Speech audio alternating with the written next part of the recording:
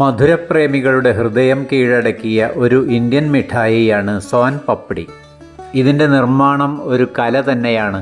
കടലമാവ്, മൈദ, പഞ്ചസാര, നെയ്യ്, ഏലക്കപ്പൊടി എന്നിവയാണ് പ്രധാന ചേരുവകൾ. ആദ്യം നെയ്യിൽ മൈദയും കടലമാവും ചേർത്ത് സ്വർണ്ണ നിറമാകുന്നതുവരെ വറുക്കുന്നു. അതേസമയം മറ്റൊരു പാത്രത്തിൽ പഞ്ചസാര പാനിയാക്കി കൃത്യമായ താപനിലയിൽ എത്തിക്കുന്നു.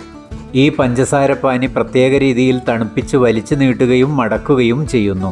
നിരവധി തവണ ആവർത്തിക്കുന്ന ഈ പ്രക്രിയയിലൂടെയാണ് സോൻ പപ്പടിയുടെ പ്രശസ്തമായ നാരുകൾ രൂപപ്പെടുന്നത്.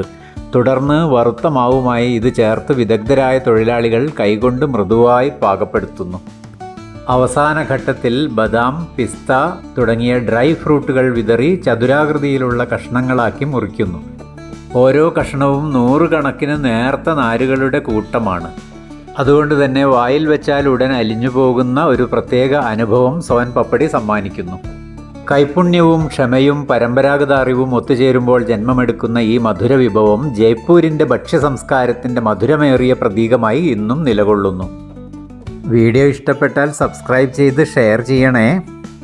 ജയ്പൂരിലെ മറ്റൊരു വീഡിയോയുമായി നമുക്ക് വീണ്ടും കാണാം.